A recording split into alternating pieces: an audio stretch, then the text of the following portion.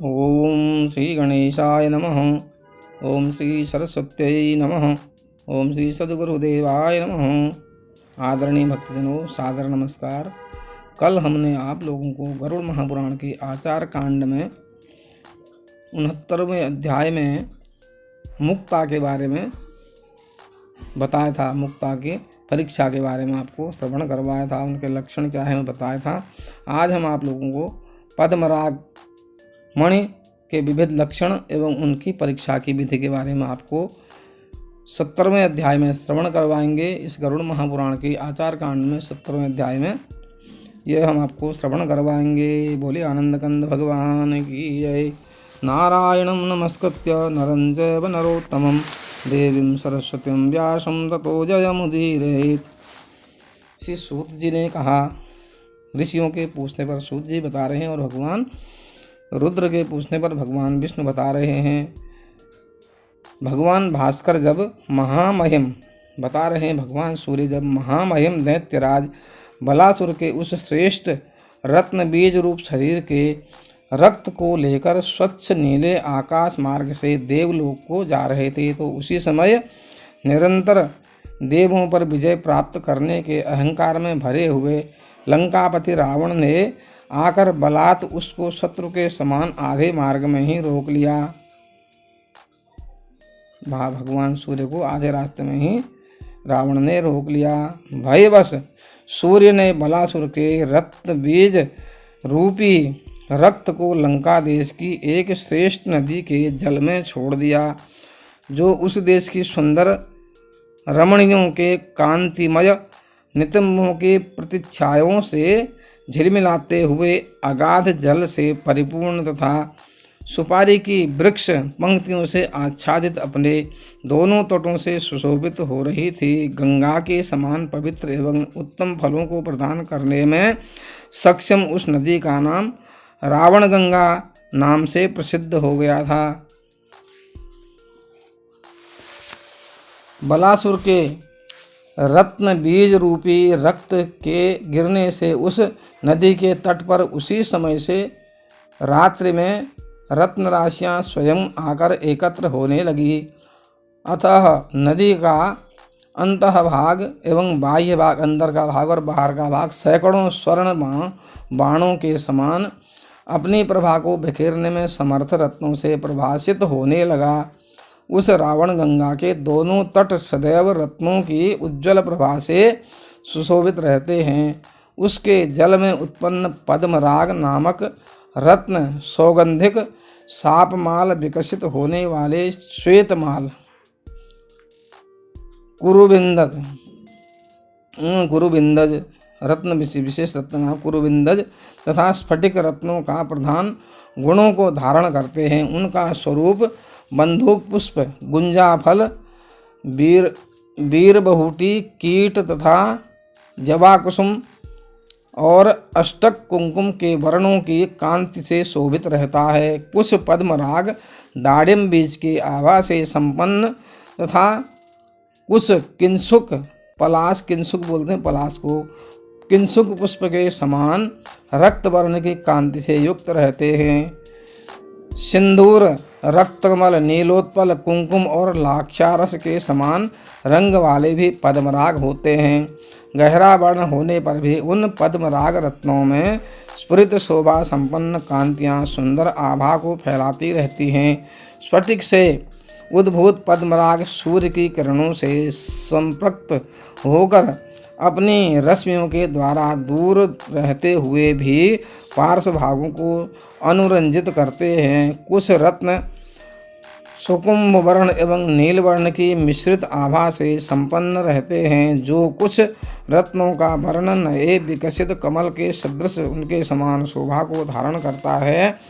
कुछ रत्न भल्लंतक तथा कंटकारी पुष्प के समान कांति प्राप्त करने वाले हैं और कुछ रत्न हिंगुल अर्थात हींग वृक्ष के पुष्पों की शोभा से सुशोभित रहते हैं। कुछ रत्नों का वर्ण चौकोर, पुष्कोकिल तथा सारस पक्षियों के नेत्रों के समान होता है। कुछ रत्न कुमुद पुष्प के समान होते हैं। प्रायः गुण प्रभाव, शारीरिक काठिन्य एवं गुरुत्व में स्फटिकोद्भूत पद्मराग मणियाँ समान होती हैं। सौगंधिक मणियों से प्रादुर्भूत पद्मराग मणि का वर्ण नीले और ताल कमल के समान होता है। कुरुविंद से उत्पन्न पद्मराग मणियों में वैसी आभा नहीं होती है जैसे आभा स्फटिक से उद्भूत पद्मराग मणियों में हो रहती है। अधिकांश मणियों में प्रभा अंतर्निहित होती है, फिर भी वे अपनी समस्त पंजीभूत रश्मि प्रभावों से लोगों पर अपना अत्यधिक प्रभाव डालती हैं।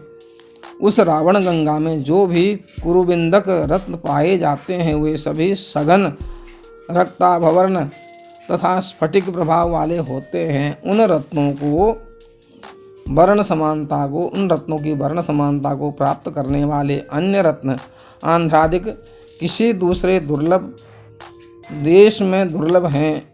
उन स्थानों में जो भी कुरुविंदक रत्न प्राप्त होते हैं उनका मूल्य इस रावण गंगा नदी से प्राप्त रत्नों की अपेक्षा बहुत ही कम होता है। इस प्रकार यहाँ पर उत्पन्न स्फटिक मणियों से प्रादुर्भूत पद्मराग की समानता में तुम्बरू देश के से प्राप्त होने वाली मणियों का भी मूल्य कम ही माना जाता है। वर्णाधिक्य, गुरुता, स्निग्धता, समता, निर्मलता, पारदर्शिता, तेजस्विता एवं महत्ता श्रेष्ठ मणियों का गुण है। जिस मणियों में करकराहट, छिद्र, मल, प्रभावहीनता, परुषता तथा वर्णविहीनता होती है वे सभी जातीय गुणों के रहने पर प्रशस्त नहीं मानी जाती हैं। यदि अज्ञानतावश कोई मनुष्य ऐसी दोषयुक्त मणियों को धारण कर लेता है तो उसके कुप्रभाव से उत्पन्न शोक, चिंता, रोग, मृत्यु तथा धननाशादि आपदाएं उसको घेर लेती हैं। पूर्व कथित श्रेष्ठ मणियों की तुलना में अत्यधिक सौंदर्य संपन्न एवं उनके प्रतिरूप होने पर भी 5 जातियों की मणियों को विजातीय माना जाता है, जिनका परीक्षण विद्वान पुरुष को प्रयत्नपूर्वक करना चाहिए। कलशपुर, सिंघल, तुम्बरू, मुक्तपाणी तथा श्रीपूर्णक में उत्पन्न पद्मराग का रावण गंगा से प्राप्त शुभप्रद पद्मराग मणियों से सदृश होने पर भी वे विजातीय ही मानी जाती हैं। तुष का सदृश्य मलिन वर्ण का होने से कलशपुर,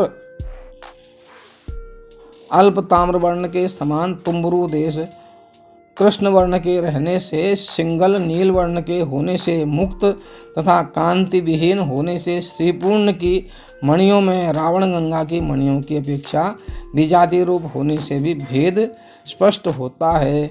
जो पद्मराग ताम्रिका गुंजा के वर्ण को धारण करता है, तुष बहेड़ा बोलते हैं, के समान मध्यम में पूर्णता से युक्त गोलाकार होता है तथा स्नेह से प्रदिग्ध स्वभावतः स्नेहिल होता है और अत्यंत घिसने के कारण कांतिहीन हो जाता है। मस्तक संघर्षण अथवा हाथों की उंगलियों के स्पर्श से जिसके पार्श्व भाग काले हो जाते हैं, हाथ में लेकर बार बार उसकी ओर उछालने पर जो मणि प्रत्येक बार एक ही वर्ण को धारण करती है वह सभी गुणों से युक्त होती है। समान प्रमाण वाले समान जाति अथवा गुरुत्व धर्म से जो वस्तुओं में तुलना होती है, अतः विशेष रत्नकार से प्राप्त रत्नों की स्वजाति का निर्धारण गुरुत्व और गुण धर्म के अनुसार विद्वान व्यक्ति को करना चाहिए। यदि इसमें संदेह उत्पन्न हो जाए तो उनको सारण पर चढ़ाकर खरीदना चाहिए। वज्र या कुरुविंदक रत्न को छोड़कर अन्य किसी भी रत्न के द्वारा पद्मराग एवं इंद्रनील मणि से चिन्ह विशेष अंकित नहीं किया जा सकता है। ज्योतिष विशेष में उत्पन्न सभी मणियाँ विजातीय नहीं होती हैं, उनका वर्ण समान होता है, फिर भी उनके पृथक्करण के लिए उनमें विभिन्न भेद बताए गए हैं। गुणयुक्त मणि के समान गुण रहित मणि को धारण नहीं करना चाहिए। विद्वान पुरुष को कौस्तुभ मणि तथा विजातीय मणि को धारण नहीं करना चाहिए, क्योंकि उनके गुणों के समान मणियों को एक ही विजातीय मणि नष्ट करने में समर्थ होती है।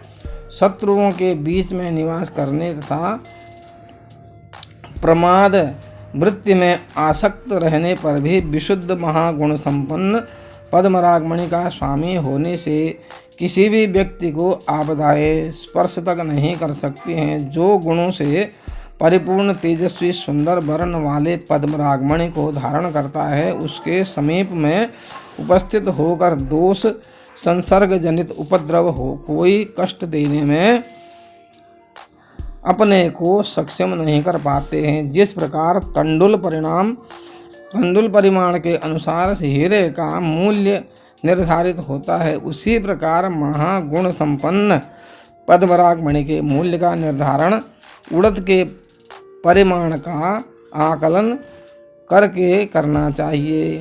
जो मणियाँ रत्न उत्तम वर्ण एवं श्रेष्ठ कांतियों से संपन्न रहते हैं, उनको प्रशस्त माना जाता है। यदि उनमें तनिक भी दोष के कारण भ्रष्टता आ जाती है तो उनका मूल्य घट जाता है। बोले आनंद कंद भगवान की जय। इस प्रकार यहाँ पर हमने आपको इस गरुड़ महापुराण के आचार कांड के 70वें अध्याय में पद्मराग मणि के बारे में, उसके लक्षण के बारे में, आपको उसकी परीक्षा के बारे में आपको श्रवण करवाया। अब हम आपको कल एक और अध्याय, अगले अध्याय में 71वें अध्याय में मरकत मणि का लक्षण तथा उसकी परीक्षा के बारे में आपको श्रवण करवाएंगे। बोले आनंद कंद भगवान की जय। तब तक के लिए हरि नाम कीर्तन करेंगे। श्रीमन्नारायण नारायण नारायण, भजमन नारायण नारायण नारायण, लक्ष्मी नारायण नारायण नारायण, श्रीमन्नारायण नारायण नारायण। बोले विष्णु भगवान की जय। बोले आनंद कंद भगवान की जय। बोलिए गरुड़े महाराज की जय। बोले शंकर भगवान की जय।